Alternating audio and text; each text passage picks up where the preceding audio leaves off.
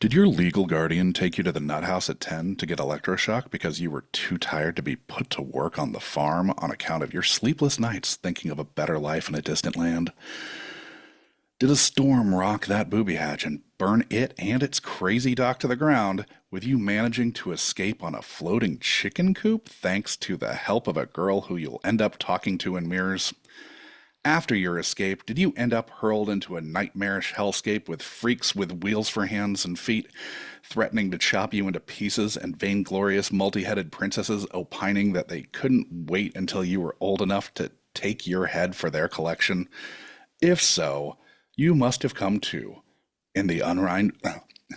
If so, you must have come to in the unkind rewind, where we were subjected to the terrifying 1985 children's movie Return to Oz.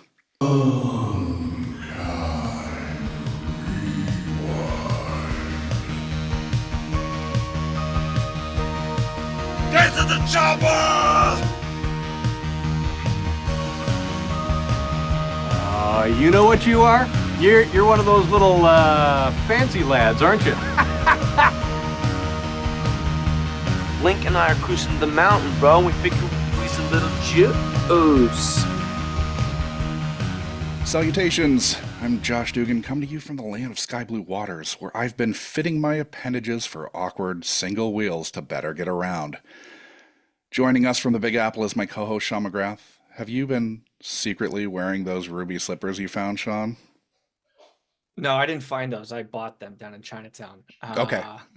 Yeah, just off Mott Street. I think Okay. that the guy said that they were legit. So Yeah. and it was a great deal.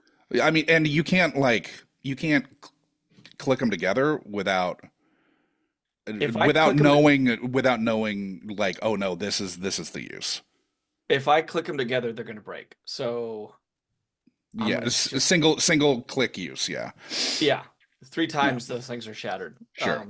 But again, apparently 100% real ruby. Yeah. That's what he said. Cool. Well, fingers crossed. Hope it's not paste. For $10. I mean, what else do you want?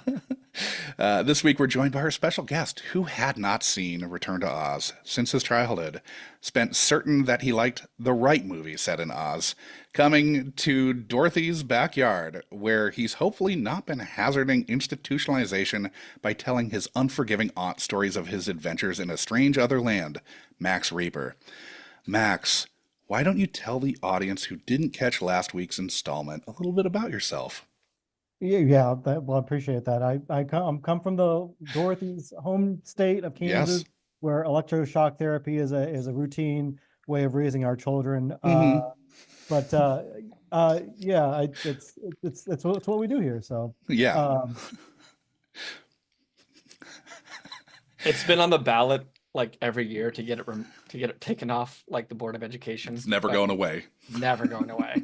it works. actually- It keeps our kids working in the field. So Yeah, Actually, if it ain't broke, don't fix it. It's one of those issues that like motivates voters too. Like what do Yeah. you call those things that like gets them riled up?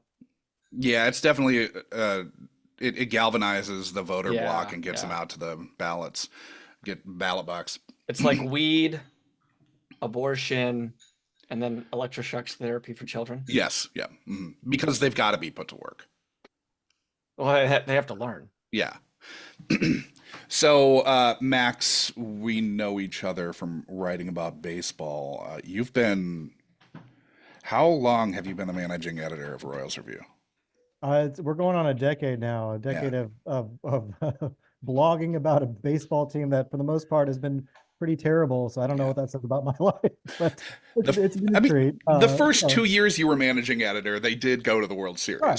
So Yeah. I like to take some credit for that. But Yeah, it's it's your responsibility. Yeah. Yeah, it's a great online community, so it's a lot of fun for me. It's that's why I do it. And, it's nice to have somewhere to nerd out about baseball a little bit. Yeah. Is there more to write about when they're a above 500 team?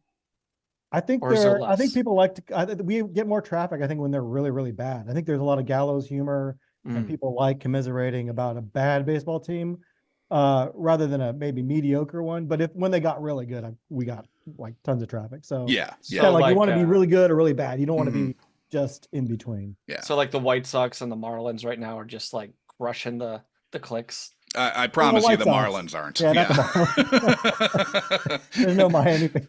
There's Miami not a fans are too fan old base. to know how to use the internet. So Yeah. I bet there would be some people who would show up if they got to a World Series. I'm not saying they would sell out, but if they got to a World Series, you might get like a 25% occupancy of that stadium. The Fish Stripes was one of the deadest. I don't know how it is now, but it was definitely one of the most dead SBN team sites. the whole writing staff like picked up and left. So it's a ghost town now, I think. Yeah. That happened with a couple of sites over some changes, like about podcasts or something like that. But Sure. Okay. yeah, but yeah. So I mean, the writers there were good, but yeah, there's just not many fans to write about. Yeah, and so then why would you keep writing especially since so much of the SBN model is based on sort of dialogue, Yeah. Yeah. Oh, man. Okay. So last week, I surmised that I probably saw this as a kid and had a little recollection. Boy, was I wrong. Nothing about this fever dream was even remotely familiar. Sean, did you have a relationship to Return to Oz before this week? Not at all. Okay. I knew of it. Sure. It had been built up kind of in how we're talking about it as not really being a kids movie, or being like a sheep and wolves or wolf in sheep's clothing kind of kids movie. Mm-hmm. I saw the original Wizard of Oz like everybody else did a million times, heavily syndicated. Mm-hmm.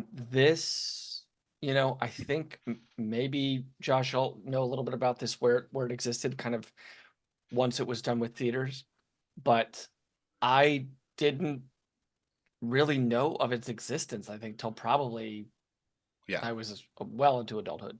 Yeah, same. I had no, neither of us were, I guess I'm speaking for you, but I don't think you were a Disney Channel person. No, not we never even had a big, it growing up, No, and not really a big Disney person. Nor was I, yeah. This kind of determines your level of Disney buy-in, like this is like a what do they call that, a pay grade that I was not familiar with as far as the Disney world. There were other ways into this movie, though. Max, when we first started talking about your memories of the film, you immediately spoke more broadly of movies of this era, which you weren't sure if they were movies you saw or nightmares you had. What do you think about even beginning to talk about Return to Oz might have sent your brain hurtling off in that direction? Well, I think as we were talking last time, it suddenly came back to me about a memory of a woman being able to remove her face. And now rewatching the movie now, I remember it's not her face, it's her entire head that comes off, which would be something that would stick with you as a child, but you wouldn't be sure if that was like a nightmare or like something you actually saw. So, and there's some imagery that I think kind of lends itself to like a dream-like. Did that really happen? Like talking chickens, talking rocks, that kind of stuff. So as I watched the movie, I got a lot of nostalgia hits of like, oh yeah, I remember that. Okay, I remember that. That was actually in the movie. Okay, so that was a neat trip. So, sorry, throwing to clip one here in a second. As a sort of preface to what you remembered of the film, you established your relationship to the L. Frank Baum books and the world of Oz in general. Throw that clip here. When I was a kid, my grandmother bought me a book of The Wizard of Oz. Sure. And it's the book. So, like, not the movie. Yeah, the L. Frank Baum. Yeah.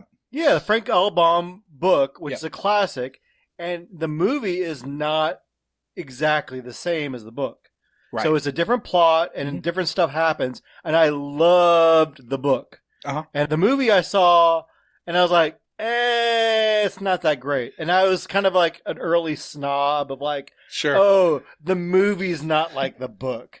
Like an early Oz purist. Yeah. Yeah. Like I was like, oh, they really did Frank L. Baum wrong in this one. Yeah. So I didn't like the movie that much. But when they did the sequel, I was like all in on it for some Okay. reason, and I think it's based on other Baum writings, but I don't think I was aware of that. So, Sure. but anyway, I like being in that world. Obviously, you haven't probably read the books since your youth. Do you still? Well, let's not presume that. Yeah. I was a pretty big fan of him when I was a kid. Yeah. Do you still feel like this was probably truer to Baum's vision than The Wizard of Oz of 39? Yeah, because from what I know of the early 39 movie, like they wanted to show off Technicolor and made it really bright, Yeah. and it's a And that's musical why they had the number, red slippers too. Yeah. right? Oh yeah, which they're silver in the book. Hmm. And they of course they had musical numbers, and Dorothy is much older in that version. Judy Garland's like a Yeah. teenager or young adult. Yeah, she's In this 16. movie, in this movie, she's I think they're the age she is in the book, which was like 10 or 11 years old. Yeah. Hmm. So that is a little truer. And then it's a more like drab, kind of gritty, realistic version of Kansas and Yeah. Oz, and which I think is a little more like the books. And the books I think are also kind of weird and kind of out there. And I think the 39 version of the movie downplays a little bit of that. Yeah. I mean, it gets a little freaky at times, but Yeah. Flying monkeys. Yeah. right. And yeah, there's only so much you can tone it down, but and I think this played into it, like kind of leaned into it more. So Well, just set Max, if you could just set the table a little bit. Were you aware of this movie before or after reading the books? And were you there for a theatrical screening of this, or did this come post 85 for you?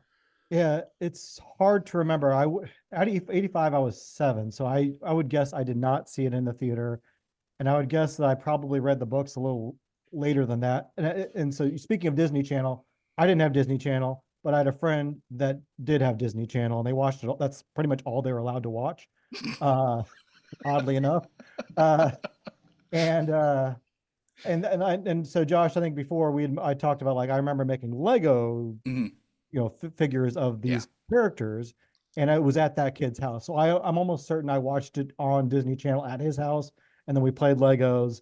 And so it's about the same time I read the books. I don't know which came first, but probably the books came first. And You that still- that was a situation where things were presented on Disney Channel like, this is not a streamable world in the 80s. So you would have maybe just happened upon it, turned on the TV. What is this? Or it was like, hey, I've checked my TV guide. Return to Oz is coming up on Friday.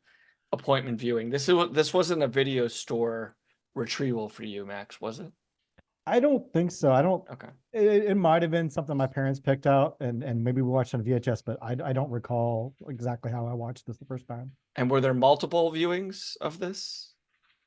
I don't know. Maybe. If it was on Disney Channel, it probably ran on a loop. Like So every you time. would have had to go to this kid's house. Yeah, and maybe to see we it. just caught it. It was on every day at 2 o'clock, for a week or something like that. But I mean, you were motivated enough to play Legos based on the movie. Yeah, I did like watching it. Like, okay, I remembered stuff from, like, okay, I remember this now. Like, Yeah.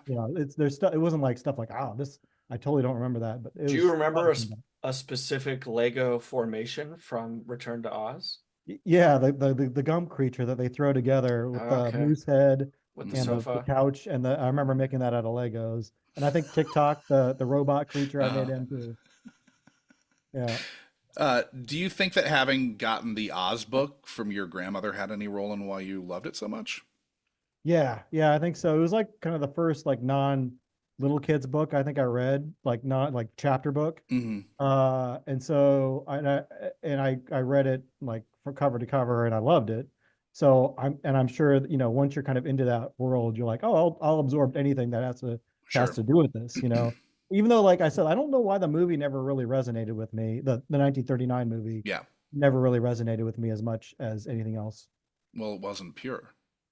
Right? Yeah. I don't know. I wasn't a big fan of musicals at that age, I guess. It's funny. Like when you were. I do this thing also where the only reason I knew his name was L. Frank Baum and not Frank L. Baum is because I was looking at his name when we were talking. If I hadn't been looking at his name, I would have been completely certain that it was the other way.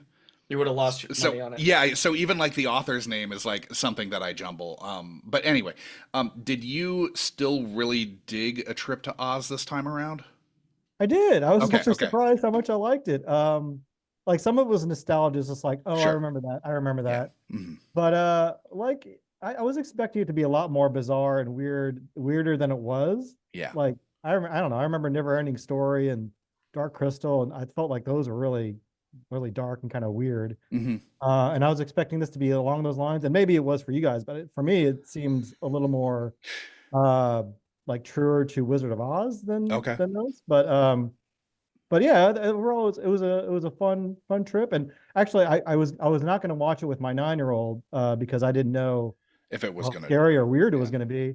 And he walked in the middle of it, and he kind of was like, "What's this?" And really got kind of hooked into it and wanted to watch the whole thing. So Did you start it over then, or did no, you watch? no, Okay, we watched a little bit, and then he was kind of time for bed. But we're going to watch it this week because he wants to okay, see it. nice. And he's a kid that kind of gets scared of things, but he wasn't.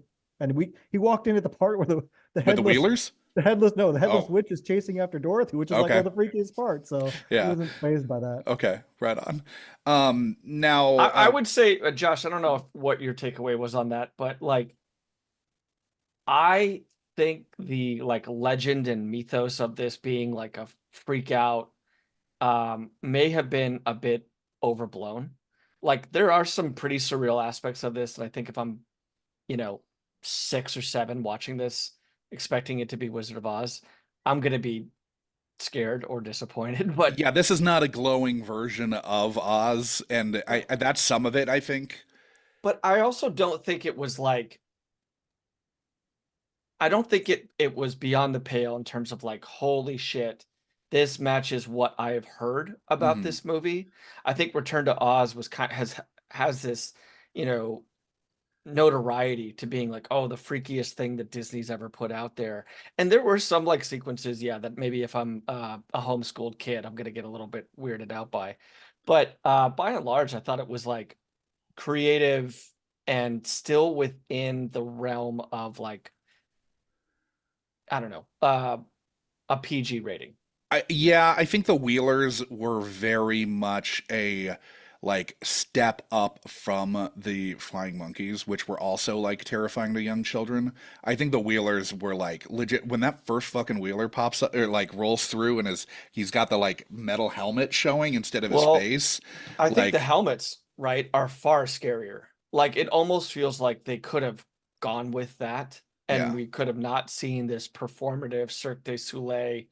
Um, you know, those guys, correct me if I'm wrong, Max, those guys are also 2 of the orderlies, right? Yes. She's Yeah. transposing those. Like Mhm. I thought one of those guys looked like Vladimir Putin, like a young Putin, like KGB Putin. That's not terrifying. Um, no, that added a lot of worry to me. But had they just kind of kept their heads down, I would have thought, man, what a weird, almost like Silent Hill type of abstract way to scare, you know, to be the kind of new monkeys, right? That's Mhm. essentially what they are. Um, but yeah, you're right. The first time that we see that Wheeler kind of creep around that ledge, I was like, holy shit, this could be pretty bad. And then they turn into like this, you know, like edited out gang from the Warriors, Yeah. right? Oh Well, yeah. they kind And of become the comedic, like the punchline after that. Like they're kind of like the funny part of the movie. they are, but like even when I mean they're to a point, like it's fun to see them get their ass kicked by TikTok. Um, I think they actually demonstrate, which is probably, you know, I might change my answer as we talk about it. Probably the most terrifying aspect of this entire thing, which is the deadly desert. And Yeah. we need the Wheelers to kind of showcase how Mhm. that works. Yeah, because what Because all 5 of them we've die? 5 or yeah, 6. Mhm. pretty awfully to Yeah. have your head kind of crack off Uh-huh. into sand. I mean, Y- that's pretty fucking rough Yeah. for a kids movie. Um, but yeah, I mean, I think the Wheelers are a good introduction. I think that they lose a little bit of their fear when they kind of lift the masks up, their little helmets, and we They see don't have a what their good faces fighting are. style either because TikTok's only method of combat is spinning fists. So if you don't go within 2 feet of him, Right. you're not going to get hit. Like Yeah. they literally have to be approaching him to have what he's doing work. If they just stay away, they're totally okay. I would also say probably as, the acting viewpoint here on this podcast is that it to me would be such a pain in the ass to be a wheeler. I just thought Oh, chronic God. back pain the Yeah. entire time. No, I'm like having to lean forward and lurch with your hands to stay horizontal. on I one mean, wheel apiece. oh my God, dude. Like Like, granted, was that they- surprising to you, Max, that they were just because you'd thought they were on like skates, and no, they're on single wheels. Was that weird to you? Yeah, a little bit. I mean, again, it was one of those like, oh yeah, now I remember Uh, things. But yeah, the same thing occurred to me. Like, gosh, that must have been really hard to do several takes of that. Yeah. Especially the scenes where they're chasing after and tumbling down hills. I'm like, oh, that would have sucked. I like that they're taggers too in Oz, right? Like we don't Yeah, really uh-huh. we don't get that in Wizard of Oz that these guys are rolling around presumably with spray paint. That's what's So, making like- you think they're from Warriors. Well, they're just the way that they kind of talked and how Yeah, they dressed. uh-huh. Like, obviously they're not like the main gang, but like they're one of those ones that we see in the subway kind of rolling through, heading to the meeting that we don't get too much screen time of. Yeah. The Wheelers. And there was about 9 of them. I just think for a 9 or 10-year-old girl, right? Like Balk is in this. A bunch of She turned fucking- 10 during production. Yeah, a bunch of like predatory men on wheels cornering you in a whatever that was, a ravine. I mean, regardless of if they're on wheels or not, fucking Yeah. scary. Uh-huh. But it was interesting. Like the peril in this movie is like little kid peril. Like, oh, scary things that are scary, but like there was no guns, no knives, no monsters really. It's just like freaky looking adults, a desert that turns you into sand. It's like the stuff that like it's not gonna freak you out like some other movies I saw as a kid where like I mean- time bandits where like parents get exploded. Like that I kind of think stuff. the scariest thing, honestly, as an adult, is the fucking electroshock. Yeah. Like, Which is real, what the real the real fuck? That's thing. the real world in this, Right. not Oz. Whatever's going on in Oz. Like, she is so tired from basically. I mean, I don't think it's PTSD necessarily, but she's so tired from being kept awake at night thinking of Oz that she can't work on the farm. She can't be put to work at 10. And so her fucking aunt, not even her mom, her goddamn aunt, who's her fucking legal guardian, is going to take her to the sanatorium. And have Also, her- like interesting casting on that, right? oh yeah, like the least sympathetic mom ever, Piper Laurie. To have Piper Laurie come in as the authority figure. And Max, I don't know, correct me if I'm wrong. We never heard Auntie M in this. In the book, is it Auntie or is it Aunt M? I think she did Because- refer to. I think she did refer to her as Auntie M in the movie. I didn't hear Auntie at She all. called her Aunt M, I believe. Yeah, or Aunt yeah, M. because Yeah, but I don't think noted she the said way she said it Auntie. kind of weird. She Yeah. said like Auntie M or something like that. Yeah. I do remember she said it, and I think it is Auntie M in the book too, but I couldn't be positive. Okay. But it was the implication that her uncle was a drunk, or because they like I the aunt think- said something like he's been fine for a while because he wasn't working on the house. So I wasn't think sure some on of that. it's like I suspect. So this is 6 months after the tornado like tears the house apart. So I think that it's probably more like a post-Vietnam PTSD thing. Okay. Like I suspect that that's what's informing it, but I'm not sure about that. Yeah, we never saw the dangers of drink. Yeah, we don't see him drinking at least. true. We just I don't see want to him. impugn him. Yeah, we see him like depressed and whatever. And all it took was the near death of his niece to kind of like right the ship. And build that house, finish that build. But going back to the electroshock, Which is a like, lesson to all children that if your dad or mom aren't doing well, like endanger yourself. Yeah, and then they'll finish the house. Yeah. Yeah, then they'll come around. Yeah, but just going back to the therapy, like that does kind of go into a familiar trope, or at least for me, like a recurring nightmare I had as a kid was like your parents leaving and like kind of not caring what happens, or like you get abandoned. Abandonment is like a common childhood nightmare. Oh, so you And saw so like American Tail? the Auntie M like walking out the door of that sanatorium were pretty clear this is not a good situation. Like that really I think it's really foreboding and really plays into like a lot of kids' fears. Yeah. Now you did mention that you thought Disney was in a weird place when this came out, and that they'd been doing dark, scary stuff, which was somewhat puzzlingly meant for kids. After Walt Disney's death in 1966, they kind of made the switch to live action fare, with their animation department shrinking from 500 employees in 1970 to 125 by 1977. The 70s and early 80s saw them start to try to chase the blockbuster audience of Jaws and obviously more specifically Star Wars, hence the black hole, which you had mentioned. With non-Disney's running the company for the first time, the company started losing money annually, and by 1984, the major shareholders forced out the then CEO to install Michael Eisner, who'd been a president at Paramount. And Eisner appointed Jeffrey Katzenberg as chairman and Roy E. Disney, the, I believe, son of Roy Disney, Walt's brother, as the head of the animation division, which he wanted to produce a feature every 18 months instead of, this is Eisner, wanted to produce a feature every 18 months instead of every 4 years. The first animated feature under his tenure was the wildly expensive Baum, The Black Cauldron, which was PG rated. Well, they fucking shelved it until you couldn't get it on home video until 1998. So 13 years later, they finally released it. But it was so dark that in the initial test screenings, it was deemed, there were tons of sequences that were deemed too intense for kids. And so there had to be a lot of rewriting done. They cut 12 minutes, a fair amount of which was related to it being too dark and intense for kids. It cost $40 million and was a total bomb. Black Cauldron? It earned the nickname the film that almost killed Disney. It's animated? Yes, it's animated. 40 million. 40 million animated. So yes, Disney was in a very weird place because that came out the same year as Return to Oz. It was in a very weird place when development began on this in 1980. This was in development for like 4 years before it went into production. So crazy, weird times. Yeah, we'll see if Disney ends up back there. Now, watching this now, do you think that your suspicion that young Max, who would have been roughly the same age, had a crush on Fairuza Balk was correct?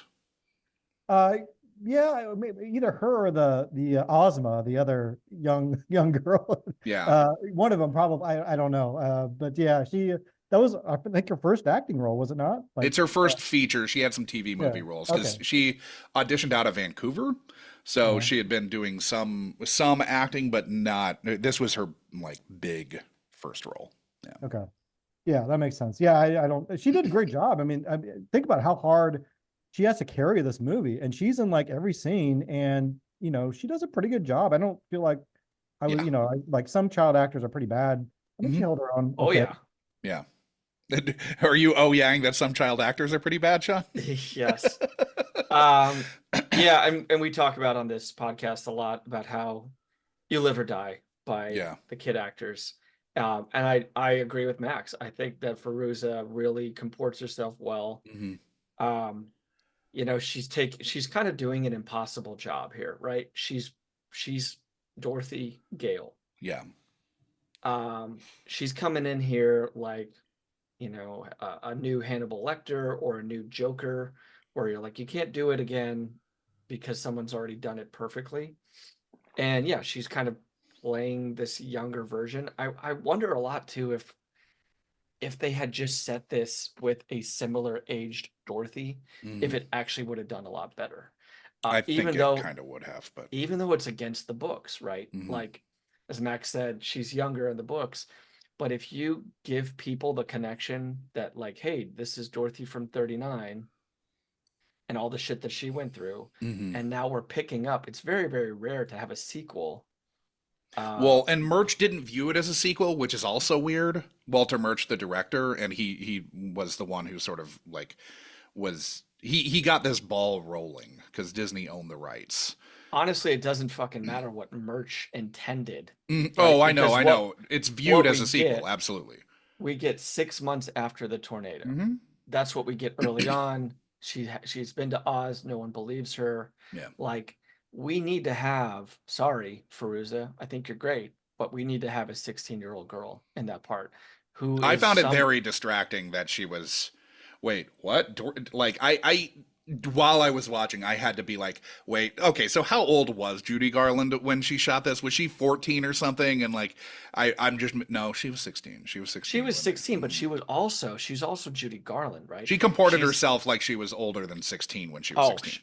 Yeah. and most people did in the 30s. I mean, Mhm. she had gone through basically Judy Garland probably went through a much harder version of like the Disney labs than what kids Oh, go through, yeah. the last 20 years.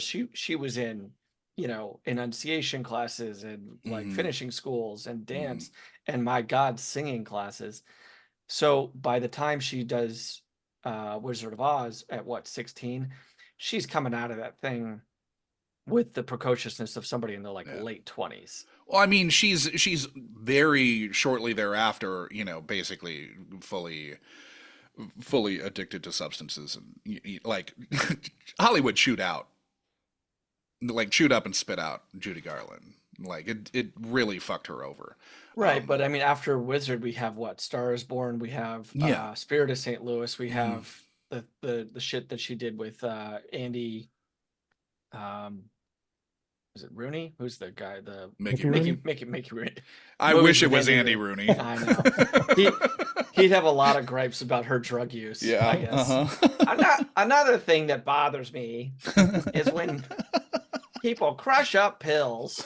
But yeah, I mean that's like my one kind of, I think just an unfair thing Yeah. that kind of happened with Fairuza is Yeah, that it's not on her, but it's very distracting to she me. kind of crushes this in this role, and it's almost a no-win situation for her.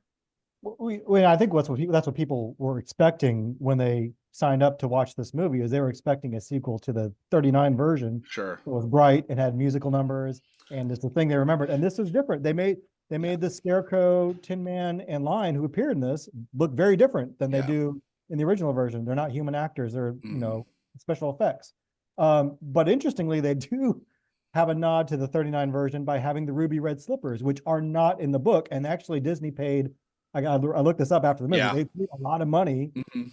to have the rights to use those ruby red slippers. Because MGM owned the rights to they didn't use the same slippers, but Right. MGM owned the conceptual IP of the ruby red slippers, and yeah, had to. So they're It going to feels- spend a lot of money to have that throwback, but not have the Uh-huh. throwback of I having know. 16-year-old Dorothy and all these other things. I And feel like that's probably a creative concession where they're like, guys, we have to have some tie in Yeah. here. We have to Mhm. have something that's going to bring people into that world of 39.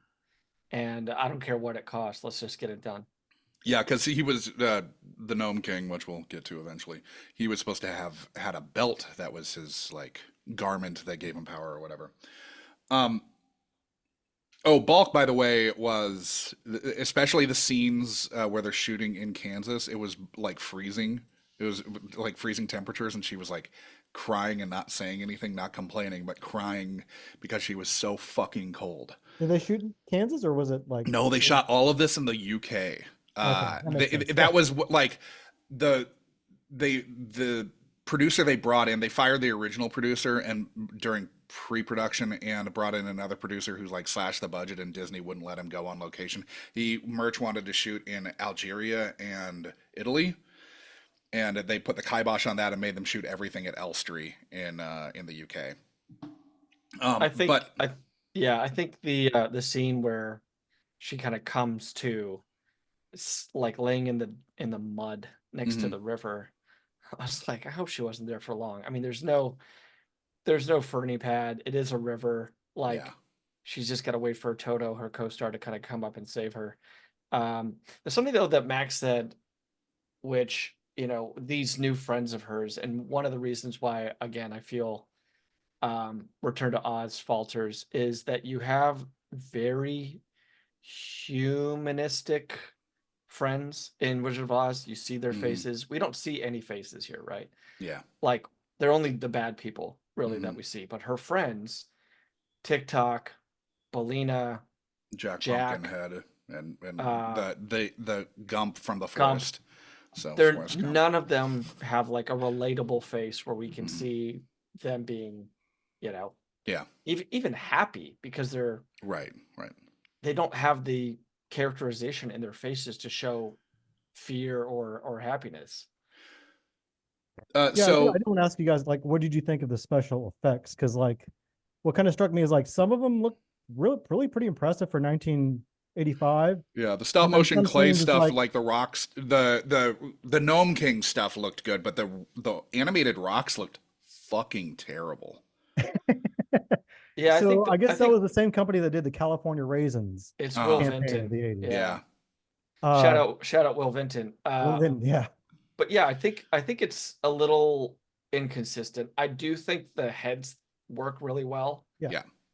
Um, I find it funny sometimes. This happens a lot in movies where like suddenly they're British, you know, like when those Well, women. about that, the fucking actress Emma Ridley, who was playing Princess Ozma, they dubbed her over with a less British voice. It's not her voice at all. She feels really ADR'd. She Yeah, really she does. is Yeah. entirely. Yeah, it's like it's Merch's niece or something who But you know, is the voice. we're filming this in London. They're probably local Absolutely. hires, right? So we're Yeah. getting, especially like at the end when those heads kind of are back in their normal spot. Like I found it. I was like, oh, okay, yeah, we're hiring all Brits here. Yeah. So Max, you started describing this insane plot as follows, and this is just the first part. So what I remember is that Dorothy comes back to Oz, is summoned, or is like people from Oz will be like, "Come back, Dorothy, we need you." Okay. So she goes back to Oz. I have a very clear memory of what Oz looks like when she comes back, and it's very dystopian, like cracked sidewalks, Okay. trees with no leaves, no one's around, that kind of stuff. Mhm. I remember that she met 3 characters who are very much parallels to the Lion, Tin Man, and Scarecrow from the original. Sure. I remember the Tin Man parallel was a robot of some sort. Okay. Yeah. This is written by people on crack, I know. Sure. Yeah, it's the 80s. Yeah. I think the Scarecrow parallel was like a couch with a taxidermy moose attached to it, and then like fern. This sounds insane describing it, but fern leaves as like the wings. They can fly. Okay. And this is gold.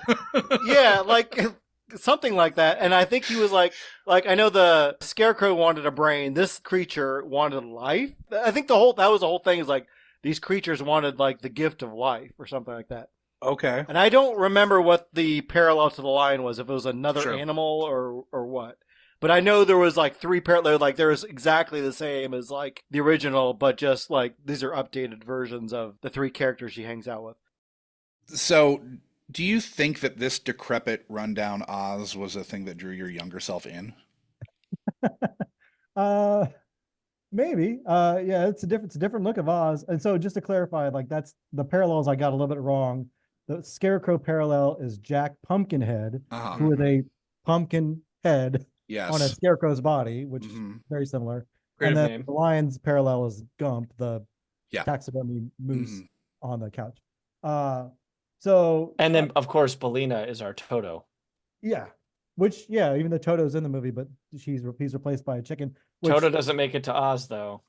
yeah, and Belina was just there for exposition, I think, just to have someone to talk to, and kind of like a Jar Jar Binks figure to crack egg jokes and chicken Who jokes. probably shat over that entire movie. I mean, it was kind of interesting how often they're using a real chicken Under her arm.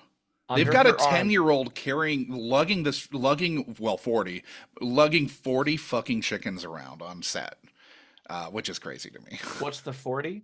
There were 40 different chickens they used. Oh, Jesus Christ. Yeah, just think of the shit right? Yeah. Like you can kind of with the original Toto, I mean that thing can probably be housebroken and you can kind of figure it out. A chicken is not going to figure it out. No. So as it's being hoisted, I mean there were times where I was like, wait, that is a real chicken. And like Fairuza Balk is like very comfortable with it. She loved the chickens apparently. Yeah, just picking those things up. And the chickens probably loved her because that's, they like somebody who's in charge when being handled. But as you know, as anybody does. But holy shit, man, like costuming and sets and continuity, chicken shit probably everywhere. Now, were you surprised that your memory of the Gump was pretty spot on? Because it sounded insane when you were. Yeah, and I think that was like the thing. One of the things that stood out to me, like it was endearing the most. Like I said, I remember making Lego characters of him. He's kind of funny, I guess, and it's just a character I think you would remember. Yeah. So, I guess I was wrong about the whole life being the big theme, but the powder of life, I guess, was a major plot element. Yeah, that's probably where you got that jumbled up. Yeah. Yeah, you sprinkle it on things that they come alive, which it seems like they could have done a little bit more with that. But yeah, for sure. Yeah, because that's like a big deal, and she just had locked away in a cabinet. Yeah. So. Are you surprised you didn't remember Belina? Yeah, I don't know. Talking chicken is pretty common in kids' stories. But yeah, I don't. Yeah, I'm a little surprised I didn't remember that. I'm a little surprised I didn't remember the lunch tree. The lunch tree is kind of an interesting. Yeah. Like that would be something you'd remember as a kid, I think. We don't get too much of that, unfortunately. Yeah, they need to go back to the lunch tree. Like she needs to eat at the lunch tree every day. We need to see her take. We need to see her take her lunch at the lunch pail tree. I'm curious what kind of lunches we can get. Like, can I get sushi, or is it only sandwiches, or what kind of variety? Yeah, what kind of things are going to keep hanging off of? Didn't she? What was in the lunch pail? Was it like I don't remember. Was it a ham sandwich? Yeah. So this tree serves deli meat, I guess. Yeah. How did the situation Dorothy found herself in at the sanatorium play to you? Did you recall? Like, was it surprising because you didn't? Not to say you needed to have remembered it in the sort of like plot summary, but you didn't recall that. No, yeah, I forgot the entire setup. So I watched the very beginning with my wife, who'd never seen this before, and she remarked during those scenes and she's in the medical industry. It's like that hospital's weird and creepy. And she thought the whole sequence was very weird and slow. She found the beginning very slow, which it is a little bit. It takes some time to get going. I'm surprised I didn't remember that because that would have probably been kind of not super scary, but like, again, the abandonment issues and, anytime kids don't like going to the doctor, especially a doctor that has an electroshock therapy machine that looks like a face. So yeah, now you gotta spend the night at the doctor's. When he said that looked like a face, I thought it was nuts. Like he is crazy if he thinks that looked like a face. But he needs to electroshock himself. That becomes TikTok. Right, like in her kind of, the machinations. That's the how we're meant to draw that parallel. I think that's the proxy. And the doctor is the Gnome King, which I didn't know until I looked up the cast afterwards. Yeah, same. I was like, I only knew that because of the voice, Nigel Terry's voice, having grown up with the movie Excalibur, where he played Merlin. His voice. Wait, I thought it was Nicole. That's what I mean. Yeah, Nicole Williamson or Nicole. Nigel Terry was Arthur in that. I get those guys mixed up. Yeah, Nicole Williamson, but he's got that voice, that we hear it as the. Yes, it's so Merlin. I mean, thank God we didn't get like Bulk being zapped. I think like that would have like pushed it over the edge. Oh, for sure. I mean, Jesus, it was as close as it's gonna get, right? Like they have to lose power. The place burns down in this storm. I also am not look, I'm not in the medical field, but I don't think you should be putting the electrodes on the kids' eardrums, right? Like they look like your headphones, Josh. Yeah. And I thought, going forehead, from what I know, temple. Forehead. Where's the petroleum jelly too to make sure you don't burn the skin? You're gonna that kid's gonna be deaf. You're gonna rock her eardrums, and the thing that I think really kind of makes that sanitarium so spooky is the screams that we hear. Yeah. Yeah. They're grown men. Echoing from right? the bowels of the fucking sanatorium, you know? They are Yeah. grown During a male thunderstorm. screams. Mhm. This is not a children's hospital, right? She's probably like one of the only kids there. It seems like that advertisement that they read was like for a lot of different types of patients. Yeah. None of whom are a 10-year-old girl. None of whom are Who can't be put to work on the farm. except for the Phantom. What I'm wondering is, yeah, like, do we? Okay, so Ozma, right? Mm-hmm. Yeah. Is if her proxy is in the sanitarium, is she real in that version or no? Because she can kind of go back and forth between doors, right? She can go So- through doors. I think this movie, like the 39 version, has a little bit of ambiguity. Mm-hmm. Did Okay. all this stuff happen, or is this all in this girl's head while Right. she was passed out from some traumatic event? Mm-hmm. And so, yeah, I don't know. Like, I think Ozma is supposed to be her, because she says, "I wish I could be in two places at once." Yeah. And it's like, well, you can, but it's Ozma who doesn't look like her. So that was a little confusing. Like, Yeah. is she supposed to be like a proxy, or like what is she exactly? And did this even all happen? Like, is it still just a figment of imagination of a little girl? Couldn't tell if who's the woman who plays Mombi, whatever her name is. If Well, the she nurse, could- the Nurse Wilson version, or the okay. nurse Ratchet. If she could see Ozma in that scene when they're escaping, like she comes out of the cellar Mhm. and she sees the girls, it kind of feels like she saw Ozma there. But again, it could lead to the ambiguity of it. So how do you feel about your memory in total regarding her traveling companions in Oz, Max? So they're pretty derivative, which I think is true to the original writing. So these are based Yes. on Yeah. other writings of Frank Baum, Yeah. which I read was because he staged a movie and theater version of Wizard of Oz and lost so much money that he needed to write sequels to recoup the money. And so this is where a lot of this comes from. So they're a little derivative, but I think people like familiar patterns. I mean, just look Yeah. at the new Star Wars Sure. trilogy for derivative, Right. characters Yeah. and plots. Episode 7 is exactly episode 4. Yeah. Right. And people like that to an extent, I think. So the characters, I like TikTok. I think they were kind of creative with that about him winding down. That was a nice plot device. It's like the first robot in literature, because it was written. That was written. Okay. Yeah. Yeah. So Or at that's why least we per have it. per the Wikipedia page. Okay. Could be Interesting. Could be lie. I don't know. Yeah. She meets the other ones kind of late in the story. So you don't get to see like Jack Pumpkinhead. The whole mom bit was kind of funny, I guess, but kind of It's also weird calling a fucking 10-year-old girl mom. Yeah. Jackie had a problem with that. So, and then I guess that also lends into the theory that she's a proxy for Ozma because Ozma is her mom, and he keeps thinking that it's Dorothy. And then the gum, I think, is just a device to be able to fly out of there. Yeah. So they're not fully fleshed out like maybe as much as the 39 version, where you have 3 characters that have 3 goals, because we don't really know what any of these characters really wants or needs. Right. But to further her story along, that's I think it's fine. So you went on to speak about the antagonists. I do remember that instead of winged monkeys that terrified kids in the original movie, this version had, I think it was men with their rollerblading was really popular back then, and they were on roller skates with like roller skate arms. Like they're on all fours like a dog. Whoa. And yeah, and on all 4 appendages they had roller skates, roller blades. Yeah. And I think that's what terrified a lot of kids back in the day. Okay. So that was like the bad guy. I don't remember who the like ultimate bad guy. I know the original had the Wicked Witch of the West. She obviously died in the first one. I have no idea who the bad guy in the second one was. Nice. So I can't tell you what the internal conflict or like the battle for this movie was.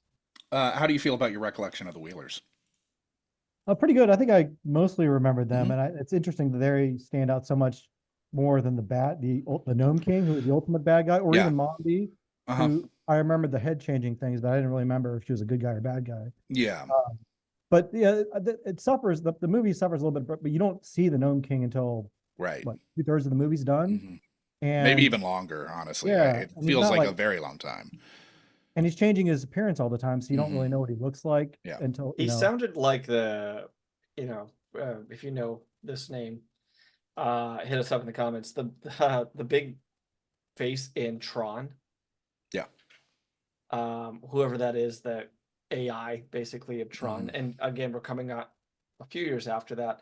It felt like there were some other things that were borrowed, I guess, and how they interpreted the bad guys. I think like the problem with the Gnome King is his uh, ambiguity as to whether or not he's a good guy or a bad guy for most of the movie. Hmm. It even feels like he's kind of on her side for, I don't know, most of it. Teasing her and then making this arrangement. He does feel very much like a wizard who is like, I'm going to kind of represent the an enemy or Hmm. some kind of hindrance to you, and then you're gonna win me over. And it's kind of the opposite here in Return Yeah. to Oz. He pulls the rug out from under. Are you surprised that you didn't really remember the Gnome King? I mean, watching it now, no, because you don't see him, and then the motivation itself is kind of flimsy. Like he wants Yeah. the emeralds back from Emerald Yeah, City. they were Like, his because he's I don't know. yeah, it's like okay, that's. I mean, so what I kind And of wait. And that's sorry. That's the big code that she cracks is that her friends are emerald colored. so Like holy shit. Yeah, It's not anyone from Oz was turned into an emerald ornament. I do like how that scene reminded me a lot of Last Crusade in choosing the proper grail. But at least there had to have been some better logic that Indy does, where it's like, no, Jesus was a fucking carpenter. He's Hmm. gonna have the shittiest cup here. Yeah. yeah.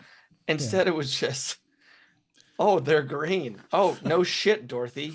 When I saw that, so when he kind of sets up the game, I immediately was like, oh yeah, I remember she has to find the trinket, and in my mind, I'm thinking like you, I was like, okay, Last Crusade, there's kind of it's counterintuitive, right? There's gonna be some counterintuitive. Nope, just they're green. Look for green. Like, okay, I forgot it was that simple. So you recalled likely seeing this on the Disney Channel and following it up with a rollicking good time playing with Legos that you crafted to be the Forrest Gump and TikTok. Did this make you bust out the Legos all over again? I did not, Okay.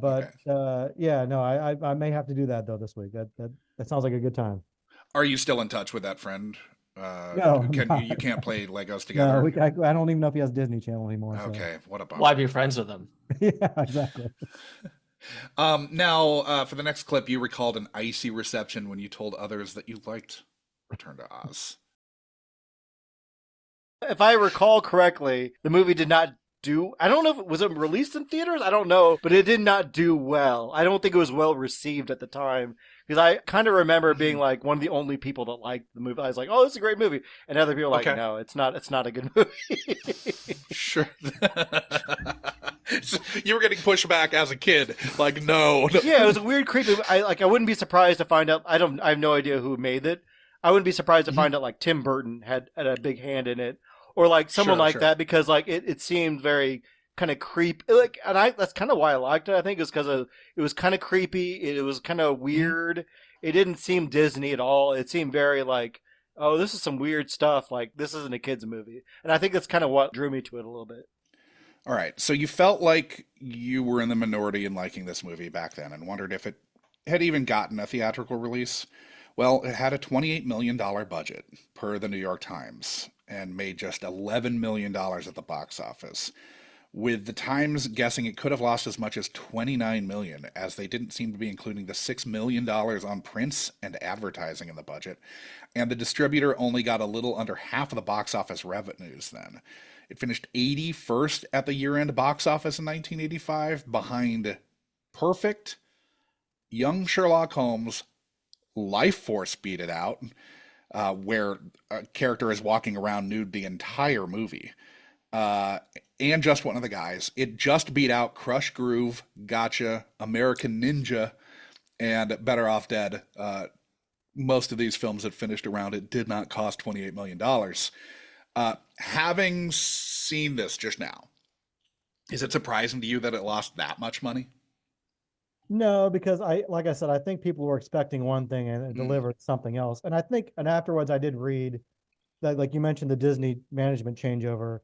Michael Eisner had like no interest in promoting this movie. Yeah. Not that that would have helped necessarily. Like, Sure. Like again, But this was know, the previous regime, yeah. Yeah, I don't know that if that would have helped. Like, it's different than the 39 version, so I don't know if that would have made a difference. But yeah, it seems like one of those kind of acquired tastes, like where it's much more drab and much more gritty than kind of the old version. So it doesn't surprise me that it didn't find a receptive audience.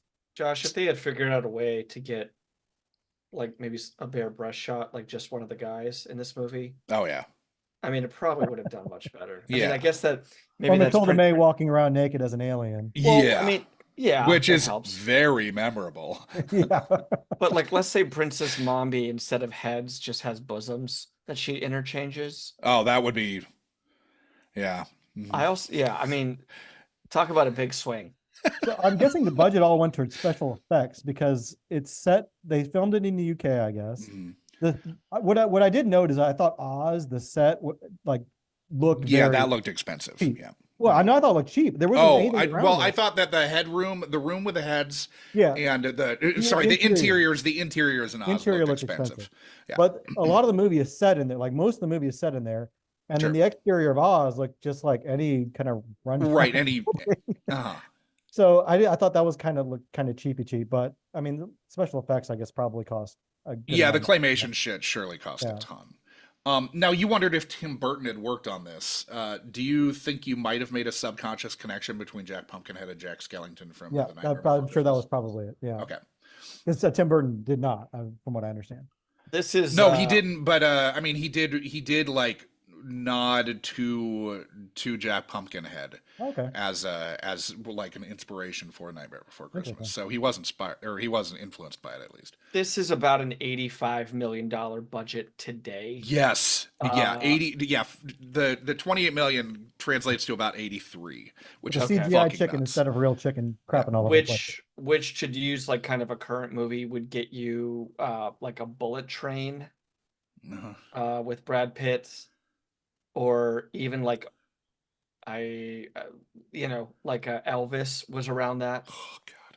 Yeah, we hopefully will never talk about that, but I will never let that happen. It's a lot of money. I mean, I thought like some of the ways that they are saving money is with the rear projection shit. And we see matte painting the like. Yeah, yeah, they're matte painting some stuff. They're using the rear projection, but then they go and do that fucking final 20 minutes or 10 minutes, which has to be so expensive.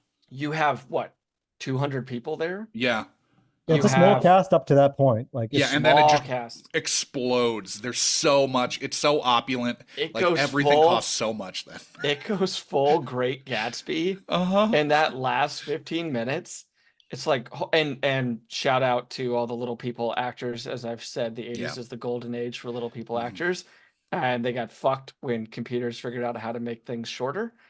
But we get a lot of them in that scene. We get a lot of people, like good looking Brits in like original costume designs in that scene.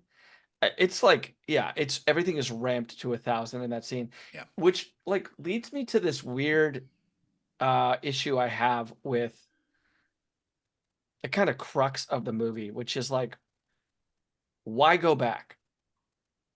Why should Dorothy go back? She says she has to go back, but because the key was sent in a shooting star, a falling star, Sean. That's why. Okay, great. And now she's got the key, but she has a PTSD uncle who doesn't really give a shit about her. She has a aunt who abandons her at a sanitarium. I mean, granted, There might be some love for the dog, but she's got Belina and the rest to make up for that.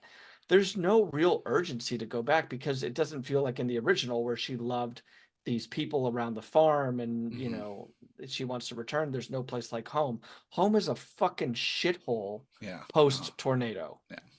Nobody should go back. In Oz, she's surrounded by friends. She's crying her eyes out, having to say goodbye to them. Don't go home, and maybe don't wake up. Maybe you're dead, you know, back home. No, I think it's Anyway. a really point. Like, there's no reason for her to go back, and really, her problem is not solved necessarily. Like, is she sleeping better now that she can see Ozma in the mirror? Like, that We makes don't her really sleep know. better? Yeah, we don't know. We never about get that. any resolution to How that. do you not fucking end the movie with Dorothy sleeping soundly? Right. Yeah. What a fucking missed opportunity there. Do you feel at all vindicated that this does enjoy something of a cult status amongst some of the more disturbed members of our generation? Or that Neil Gaiman thinks that this is one of the, quote, very best fantasy films he's ever seen? Oh, okay, good company. Yeah, I think it's actually pretty good. I would, like I said, my kid wanted to watch it, and I mean, it does, like, there's, you know, like Sean just said, there's not really a reason for this movie to exist other than Frank Baum had to pay out debts. You know, but there's no, it's not like the witch, it's not like the Wicked Witch comes back or her, you know, her cabal comes back for vengeance or anything. It's like a new enemy that has a new whipped up problem. And there's no real reason for her to go to Oz other than we just created a new problem for her. Yeah, I mean, the reason I think, you know, is like, we need to try something. It's the 80s. DreamWorks is fucking pushing us. Who was the other big one? Well, DreamWorks hadn't been founded yet because Katzenberg's at Disney here. So who's doing American Tail? Oh, that was Bluth. Bluth were the guys who they left Disney in the 70s or early 80s. Bluth is beating the shit out of us, right? Don Bluth is beating the shit out of us here. Yeah, and American Tail, Land Before Time, both like drubbing them. This is the weird pre-Renaissance Disney era where we just gotta try everything and see what sticks. Yeah, well, I mean, this is still 4 years from Little Mermaid. Yeah, exactly. Yeah. And I guess the Disney had wanted to do Wizard of Oz since, you know, Walt started doing movies, and he wanted to do that. He wanted to do this first, but they couldn't, I guess, secure the rights, and so they ended up doing Snow White instead. But it had long been, and it seems like a good match, like in theory. Sure. So I don't know. I think that the fantasy elements, I think, are pretty good. It's not like the greatest kids movie ever, but I think it held up pretty well compared to what I was expecting. Sure. So you were a child who was averse to scary things. You just watched this. How did this not scare young, easily frightened Max? It wasn't as scary as I thought. I guess it was like the headless witch is a little scary, but I mean, you don't see blood. You don't see, you know, it's just she doesn't have a head, and that's I don't know. It's kind of funny in some context. And then other than that, there's not a lot of peril. Like I said, it's just not a lot of. There's no monsters really. In real life, her legal guardian takes her to get electroshock. Like, that's real. That's like in the real world, the person who's supposed to care for her is like, you're not fucking working. You're like, you just stay up all night thinking about Oz. We're gonna fucking send you to the nut house. Like, I don't, that is such like a crazy real world existential threat to Dorothy that I don't know. I think that is the hospital shit. It's so shocking to see in a kid's movie. Like, we're going to send this kid off to get fucking electroshock is batshit. And what happens is they lose the kid. The kid goes in a fucking river. Yeah. And then the place burns down. Like, but she goes to jail for what charges? I don't know. Like, what do you? Well, I mean, Jesus Christ, child endangerment for one. But like, why? I mean, yeah. What happens is they come back and the place is burned to the ground in cinders. The doctor died. Yeah, the doctor died trying to save TikTok. There's no way that the screaming men in the basement did not die as well. Like, we don't count them because they weren't officially. They said the doctor was the only one who was killed, but I think you're right. They don't count. They're not on the docket, right? No. This Yeah, is all like they're off the books. yeah, this is like where you take like your mentally handicapped Kennedy, right? Like you just bring your rich relative that you don't want the family to know about to the sanitarium. They stay off the books, and then they all burn to death in the basement. That's what's happening here. And you're right. Like she's Princess Mombi, Nurse Mombi, is in the paddy wagon at the end of Yeah. this, right? Yeah. Well, you don't go in the paddy wagon because your fucking hospital burns down. No. You go in the paddy wagon because you're endangering the life of a 10-year-old. And torturing people, being complicit in the torture of all of these patients. Yeah, but how do they know that unless there's tons of like chained up bodies in the basement? Probably chained up bodies in the basement, yeah. Now, you remembered sentience being a thing these inanimate objects wanted that humans had being a theme of the film. How do you feel about that now? Yeah, I must have just confused the powder of life being Okay. Having a big. Well, you had mentioned that they wanted life also, like sentience or life or something, yeah. But yeah, so that's the kind of the one of the I guess flaws of those movies that we don't know what any of those secondary characters wants. I think TikTok wants someone to guard maybe, but then Jack Pumpkinhead or Pumpkin, Jack Pumpkinhead. Jack Pumpkinhead, I guess wanted his mom. We don't know what he really wanted. Yeah, their motivations aren't very clear to me. Well, and it's not really clear why he's in the movie. Like other than as a parallel, like he doesn't really do much other than I guess he almost gets eaten at the end. And I think it's just more color to add to the palette. Yeah. She gets brought a pumpkin by Ozma, right? And she is the mother of that pumpkin while in that room temporarily. But it still seems thin. It's very thin. Yeah. So last clip, I asked what your expectations were for your return to Oz, and you said, yeah, that's I don't know what to expect. I'm expecting it to be kind of creepy and kind of weird, and like I expect to be questioning decisions made by the director. But I don't know. I mean, there's gonna be some. I'm sure it'll come back to me. The characters will be like, oh yeah, I remember that. The characters are the cool. Like I remember the characters. Like they were creative in the characters. I thought, and they're kind of a little derivative of the original, but like they came up with new characters that were kind of, I guess, endearing to me. And like the bad guy, the rollerblading bad guys were kind of to me at the time like a fresh, like, oh my god, that's terrifying, like not flying monkeys kind of bad guy. So I don't know, it could be good. I guess it's not. I see a lot of movies people have nostalgia about. I've never seen anyone have nostalgia about this one, so I don't know what to expect. Okay, so did you find the new characters interesting and creative as an adult? Probably not as interesting and creative as I did as a kid. Like I said, they're pretty derivative and they're not as fleshed out as maybe the originals, but they're different. I mean, they could have done some stupid, I guess, and with some of these characters. And like I think TikTok really stands out as like a good character. Yeah. But also like. Number one, I'm wondering how they did that special effect. Is that like a little person in a? It's a fucking acrobat in there who's standing on his hands. He's standing on his hands with his legs scrunched up. The thing was so fucking hot. That, like when they close him in there, he had 2.5 minutes to shoot whatever they were going to shoot, and then they had to fucking crack that thing back open. It's terrible. Yeah, sounds horrible. Yeah. I mean, there's a lot of. Granted how hard that must have been and the Wheelers as well. Like there's a lot of fucking physical toll that this movie this ruined lives. Exacted. I mean, even Balk gets tossed around a lot. She's doing her own stunts. Like, what the fuck was with the 80s and letting kids do stunts? Like, are you fucking kidding me? That could have shut down production. They only had fucking 3.5 hours with her every day anyway. And she's in like every scene. There's a reason this movie was like having big budget issues.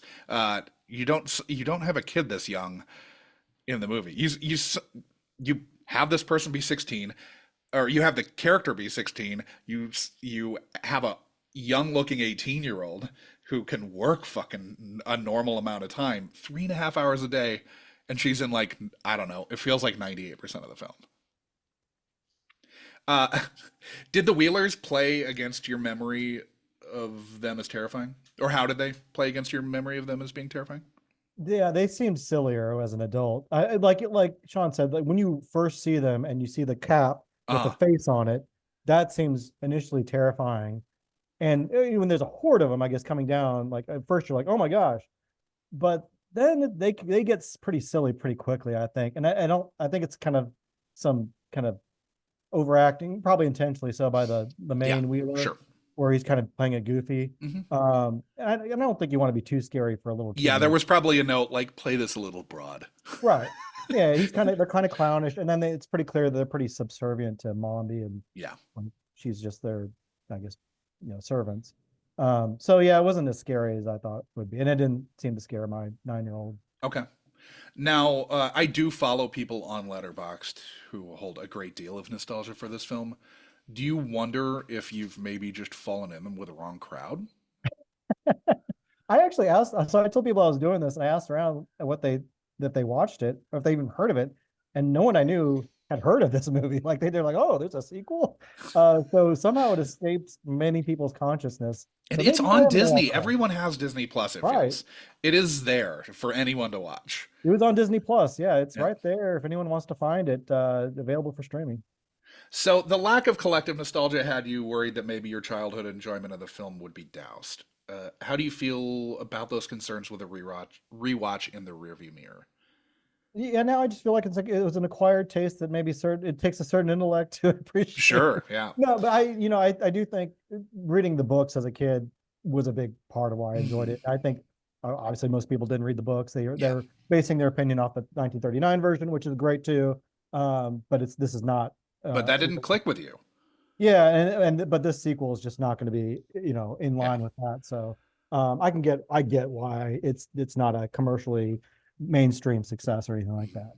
So I followed up with you and asked you if you were a contrarian to be a contrarian, or if you were just ahead of your time and you just got this before everyone else did. You thought that you were probably priding yourself on being smarter than other kids and liking its hewing closer to Baum's vision. With a fresh viewing under your belt, do you now think that young Max was onto something? Yeah, I mean, I think I don't know. I'm a stick to the books kind of guy. Sure. But I mean, there's a room in this world for both visions. Like Sure. the 39 version's great, Mhm. and it's obviously it's held up to the test of time. But I think there's also a place for like a more, adhering to the books, fantasy world where it's a little weird. And I mean, there's more books that they ever want to make a third movie. Well, they made that Franco one that no one watched. Yeah, oh, that's true. I forgot Yeah. about that one. Yeah, I've never seen it. Yeah, I can't even remember what the fuck it was called. I have no idea. I never saw it. I have no idea what it's about. That Sean what was that can't recall called? it either. I mean, this is damning of whatever. I want to say it was called something Oz, like the Powerful Oz? Great and Powerful Great and Oz. Powerful Oz. Yeah, I think that's right. But is We it got there. it's a prequel for about Oz? I don't. It's I don't it's know the wizard before. I think it's It's- the it's- kind it's- of genesis of Oz. how he I got believe. to- It's Wonka. It's Wonka. Yeah. Okay. So that makes some sense. Without Chalamet, Without without the somebody charm who's of been Me Chalamet. Too'd to like, out of work. Um, so you were excited to see how messed up Return to Oz was. Were your hopes for a weird ride met?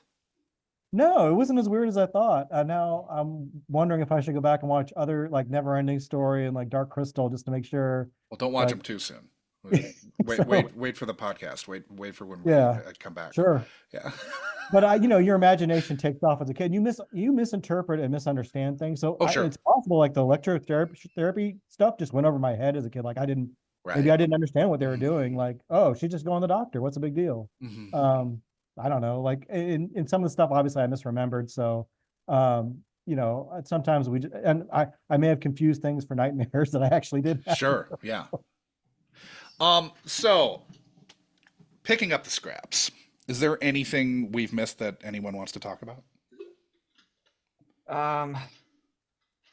Did this cast go? I mean, Balk obviously had a nice career. I did look up that Ozma became like a party girl in England and got married at age 15. But the rest of the cast, I didn't. You said you mentioned the Piper Laurie. Piper Laurie, she's whatever. She was a soap opera actress or she was in British actress. she was in Carrie. She's a mom in Carrie. Oh, that's right. Okay, yeah. Yeah. She's also in The Hustler, which I forgot. I think there are some things about this movie that feel like they're trying to have a message and they don't quite nail it. There were a few lines where like Balk just kind of steps outside of Dorothy for a second, steps outside of this kid of wonder and has these like really kind of like adult sentences that don't really gel with her character. There's a line where like I think she's explaining something about TikTok. Shout out TikTok. I don't know if Disney is suing the social media empire of TikTok right now, but Well, they can't until they're bought by an American company or by American investors who are being vultures and fucking jumping on the I wonder. Yeah, I forced wonder sale. if there's some listener out there who has some legal sense who's going to know if they have a case or not against the TikTok. But yeah, like Dorothy has this line about TikTok where she says like, if his brain runs down, like how could he talk? Or somebody asked her that, and she's like, it happens all the time. Like very kind of people do that. profound. People do that a lot, or something Yeah, like that. people do that a lot, or Yeah. something. And I was like, okay, is this Nancy Reagan? I think like, it's got to be talking about her uncle, right? yeah, I mean, yeah, but it also kind of had this like, very a worldliness to her that probably is beyond her years. Well, and it comes up again too, where she has this refrain where she says, "It's all right, it can't be helped." She says this like as they're falling to their deaths at one point, like it's all right, it can't be helped, which feels like a very sort of religious type of mollification of like you can't worry about these things in life. It can't be helped. Like just do your best. I also like there are a lot of moments like I found that Mombi playing the lute reminded me so much of like Lorde or Grimes, like, especially when she's like in the younger version of herself.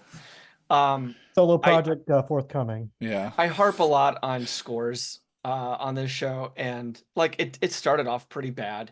But like it does have this like kind of earworm elite motif that comes up as we get further and further in the movie, which again it becomes very signature of this da-ding, da-dum, da-dum, ba-dum. Like I mean, going off of Wizard of Oz, you're so fucked when you try to do anything musical. Like the fact that they were able to kind of get a little foothold in something unique, I give them a little bit of props. A weird message, I would say, to like for a kids movie to be drinking melted sulfur. I mean, granted, kids probably aren't gonna like melt sulfur and try to drink it. Yeah. Melt sulfur or try to eat limestone and fuck their teeth up. I don't know how you guys feel, but like I was really empathetic when the Gnome King basically died eating hard-boiled eggs or not even boiled eggs. I mean, it's such a fucking such a MacGuffin to have it just be it's so like so fucking anticlimactic to just be like, oh no, the fucking Gnome King's allergic to eggs. Like my note is, did Jason Mantzoukas write this because he's allergic to eggs? With an old chicken who is not laying eggs. Yeah, apparently. I think it's from the books, but I don't know exactly. So I thought that it was going to be something tied in with eggs are life, and like the Gnome King is not really alive. Sure. And like life, because I thought they made some reference to something like that about things that because everything alive turned to stone when he turned him to stone. I thought maybe that was the force of like inanimate objects versus life, but that's not really. It's not landed. If that's it, like you could definitely see where it could have with a little groundwork laid. Yeah, it could have. That could have been the point. Right. I don't feel like they get there though. No, not at all. And and also like I thought originally I thought when the first couple scenes in Kansas, I thought the theme was going to be like, don't stifle imagination and creativity by electroshock therapy. You know, you want to have an active imagination, but then that kind of gets dropped as soon as she goes to Oz. Yeah. And they never really do anything with that either. So I don't know what exactly the theme or moral of the story is. Yeah. I wonder if some of that's because we've got Walter Murch is a famous editor. This is the only movie he directed. And maybe there's a reason for that. I don't know. He was after they shot the Kansas stuff in the beginning, he was fired. And George Lucas and Francis Ford Coppola had to like rally big name directors in his defense and like got him reinstated as the director of this movie. But like it was already coming into, there were already issues after the first block of shooting had taken place.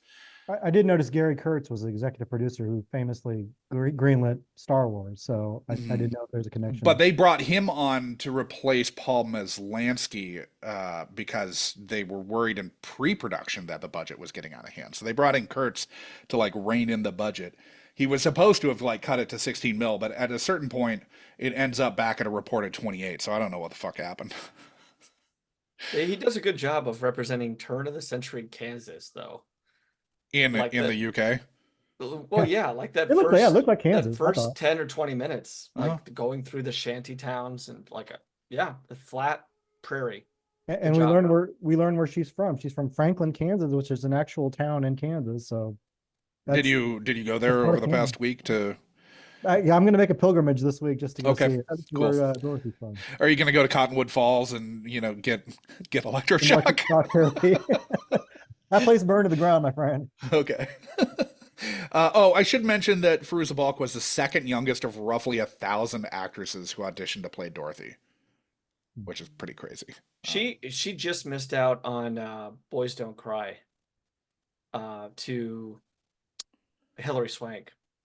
So kind of an interesting diversion in the road there because, that was a pretty goddamn big role for Hilary Swank going out to win the Academy Award. And ended up getting her another couple nominations. And wins. Yeah, one more win, yeah. So, I mean, I just think about like, I don't know too much about Balk's life, being a child actor and surviving it all is, not a guarantee. So that maybe she doesn't want the career that she was on the path for. But kind of interesting to think about what could have been with Fairuza. Yeah. Had she got that one. Or to see Hilary Swank in Return to Oz. Maybe that would. Well, I think it's probably mostly that Fairuza Balk wasn't the next Karate Kid. Yeah. Well, she has Oh. such a unique look, right? Like Fairuza Balk is got these like crystal clear blue eyes. Well, Fairuza is literally her. It's turquoise in her father's native tongue. I can't remember if he's Persian or something, but it's Fairuza is turquoise. He kind of it proclaimed when she was born Fairuza, and like that's why her name is Fairuza. Well, it certainly applies. But like she also does this thing when she smiles where you see every one of her lower teeth. Or like as she's talking, she has this weird way of showing you every teeth, which I'm sure is really attractive when I'm doing it. But yeah, she's such a unique choice for this movie. I'd love to hear kind of. Well, they chose her because they thought she could basically be Judy Garland's cousin. Yeah, I mean, and Garland, that's at least what I read. Yeah, and Garland's in a wig for that thing too. Yeah. So yeah, I mean, I would have liked to have talked to Murch. I assume he's dead, but maybe not. Yeah, I didn't look. Like what the casting was like for Fairuza. Well, okay, so I suspect that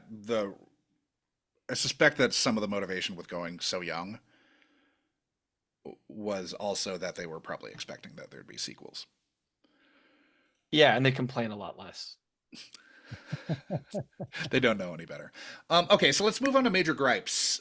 Starting with our guest, if you've got one, what's your biggest gripe with the film this go around?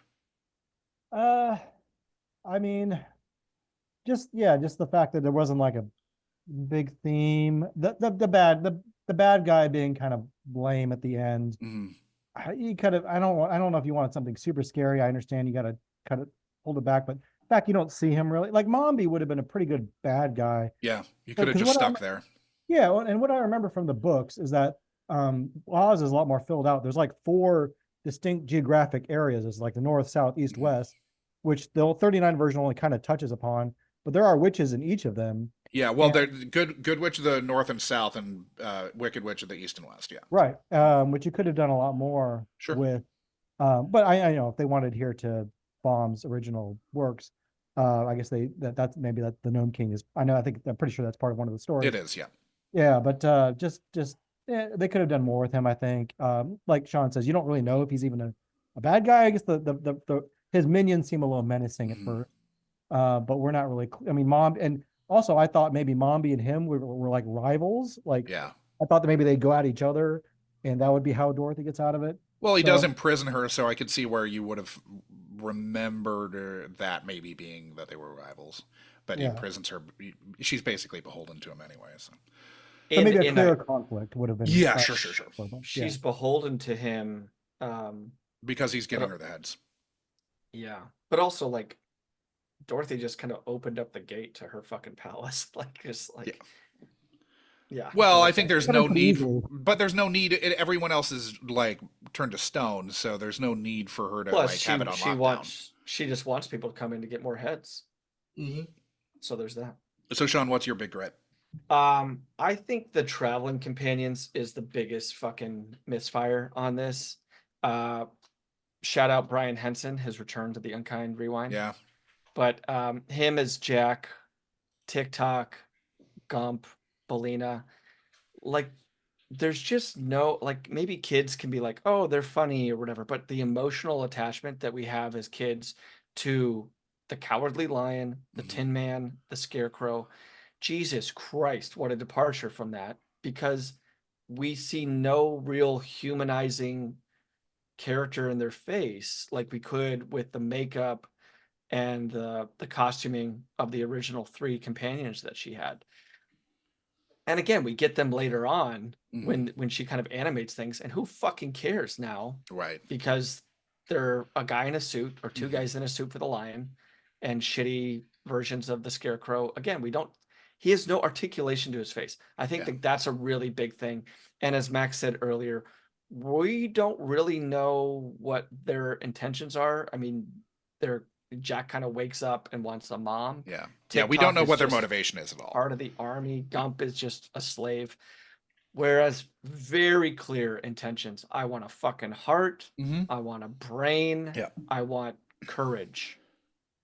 No, Right? and I'm Like- you guys are basically mining the same areas where it's like Jesus Christ. Like for me, where it's just how did this get to production without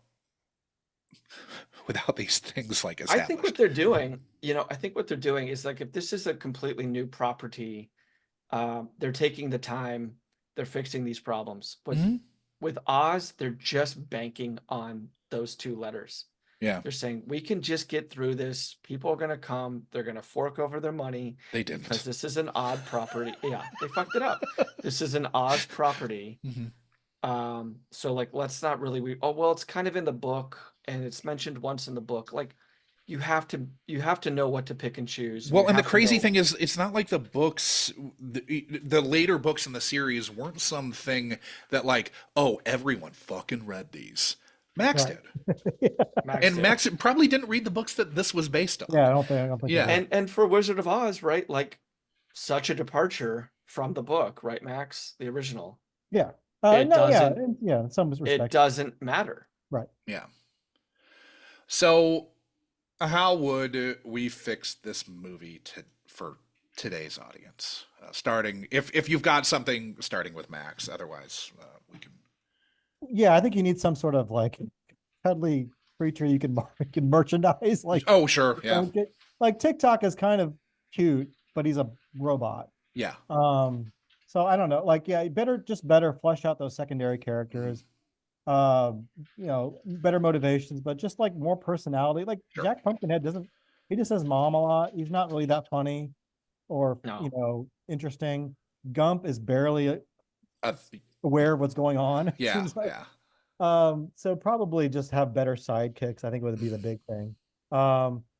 And then just to decide if you want to, I think I'm okay with it being kind of different from the 39 version. Sure. You kind of decide what do you want to, do you want a clean break Mhm. from the old movie and be part of the books, or do you want to be away from the books and be kind of in that 39 version world? Right. And I think they made their choice in this one, and that's fine, but that's kind of the hard choice you have to make. Mhm. I think Max is right on the money. There's two things you can do. One is you do this as a straight sequel and you get a 16-year-old. You get somebody who can be Garland's age. And it's a continuation of where we left, and we were consistent with what we've, where we left off. Or you do Wizard of Oz 1985. And you do the books again. I mean, we saw this happen with Tim Burton and Charlie and the Chocolate Factory, right? I thought you were Where going he's to go like, Planet of the Apes.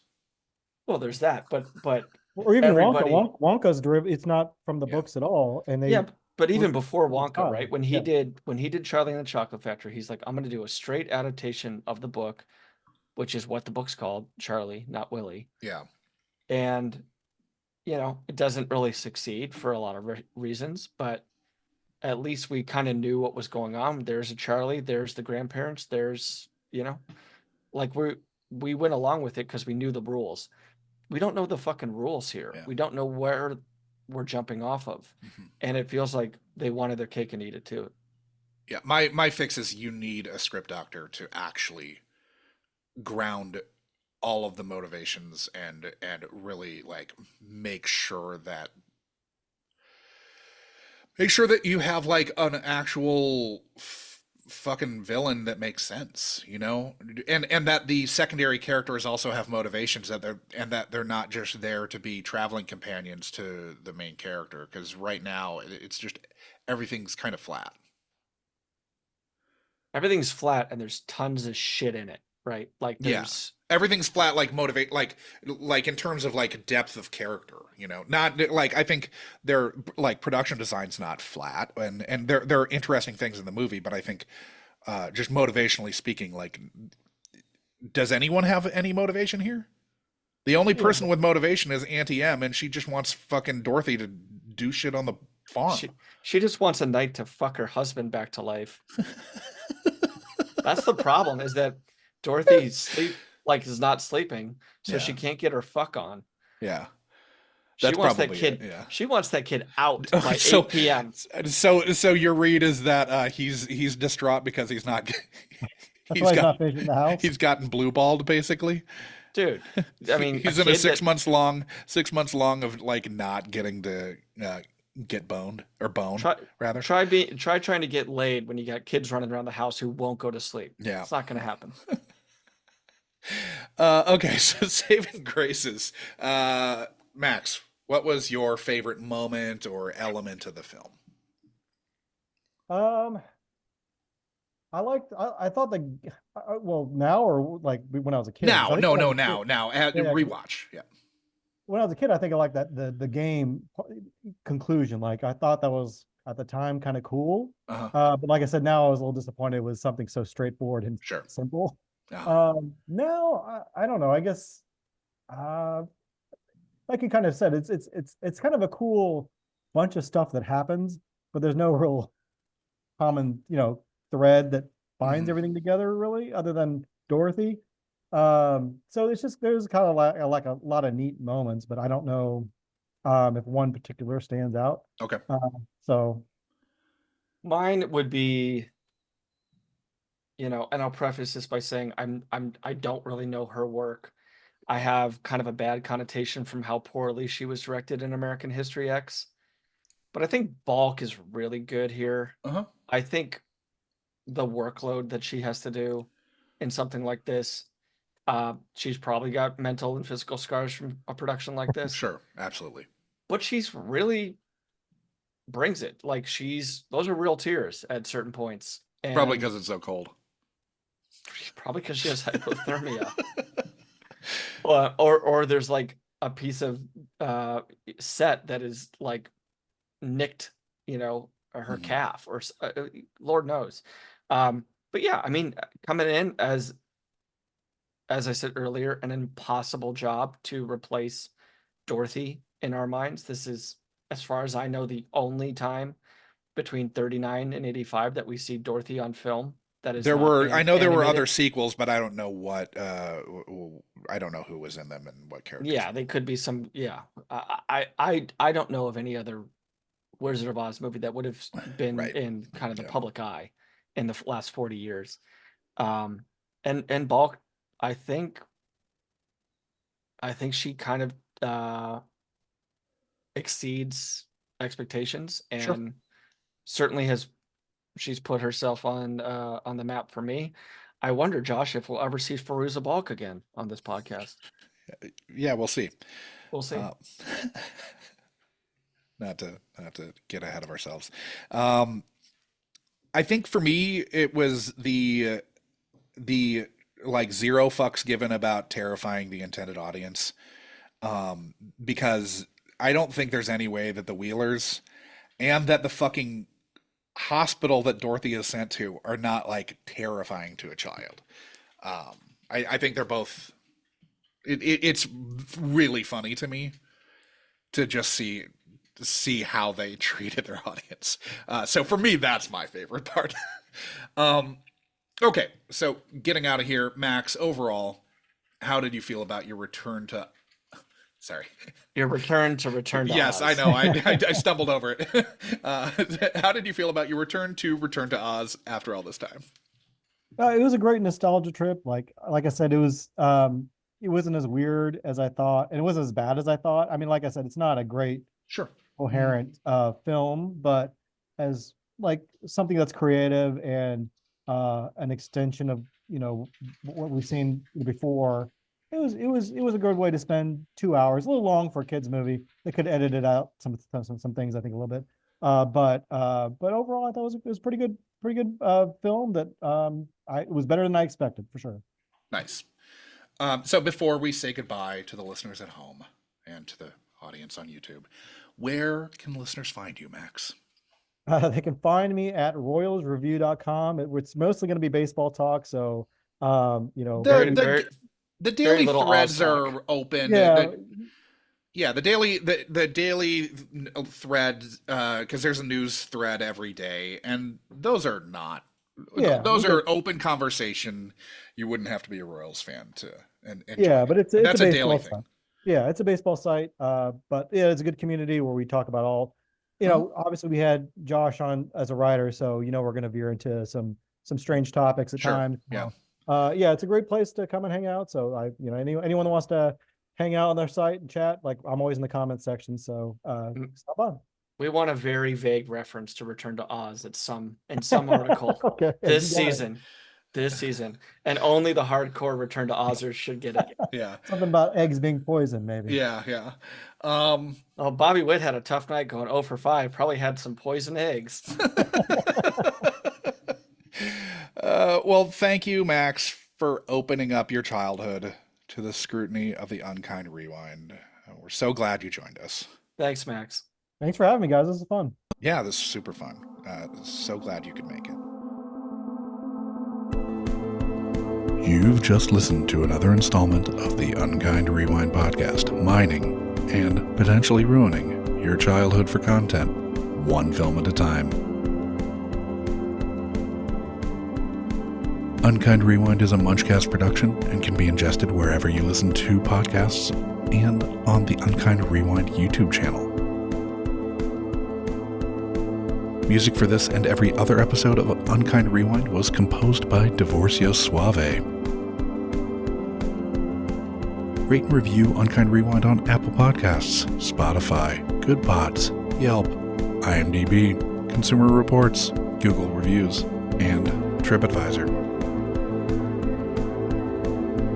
Links to all of our social media accounts are in our show notes, but you'll find us as at Unkind Rewind Pod on nearly every social media platform that makes sense.